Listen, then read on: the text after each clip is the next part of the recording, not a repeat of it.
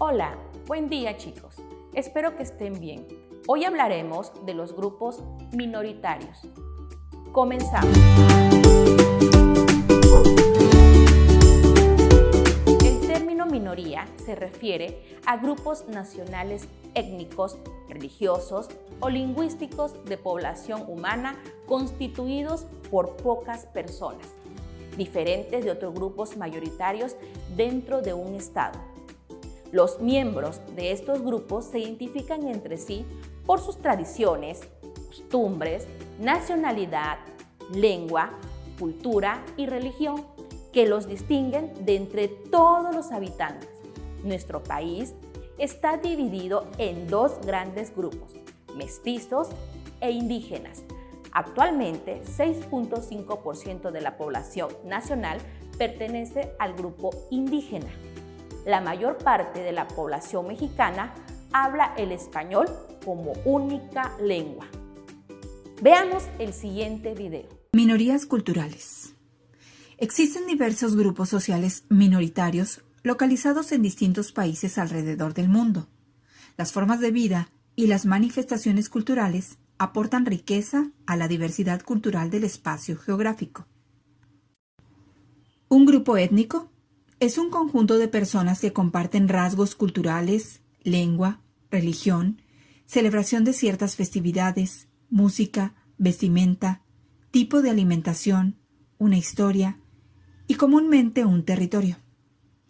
Al compartir estos rasgos, los integrantes de un grupo se identifican entre sí y se diferencian de las personas que pertenecen a otro grupo étnico.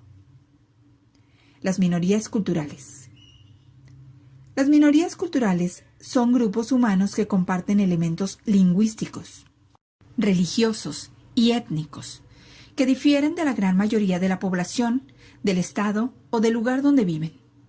Cuando estas minorías son originarias del país donde viven, reciben el nombre de minorías nacionales.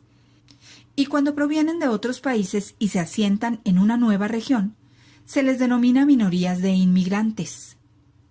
Un ejemplo de minoría nacional son los grupos aborígenes australianos que representan poco más del 2.1% de la población total. Un ejemplo de minoría de inmigrantes son los chinos e italianos que representan alrededor de 2% en ese país. Frente a este contexto, es común que los grupos mestizos discriminen a las minorías étnicas y a las de inmigrantes. Dentro de cada uno de estos grupos existen muchas variaciones que favorecen la riqueza cultural del mundo. Por ejemplo, solo en México existen 62 grupos étnicos indígenas que hablan una lengua propia. No obstante, en comparación con la población total del país, representan menos del 8%, por lo que son considerados minorías culturales.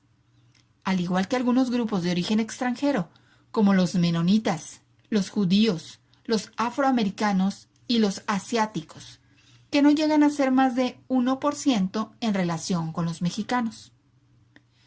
Por otra parte, los grupos culturales pueden tener en común las convicciones políticas, las manifestaciones artísticas, las prácticas de ciertos deportes y otros componentes culturales que los relacionan.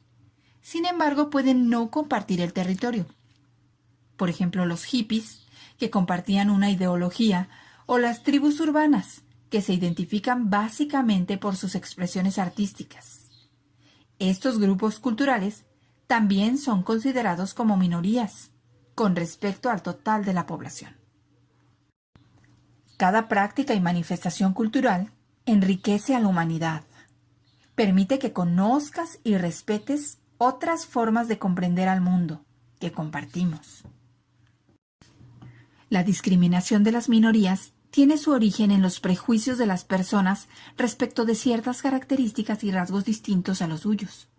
Una actitud de discriminación suele considerar inferiores a los otros que tienen un aspecto físico, una cultura o una religión diferentes.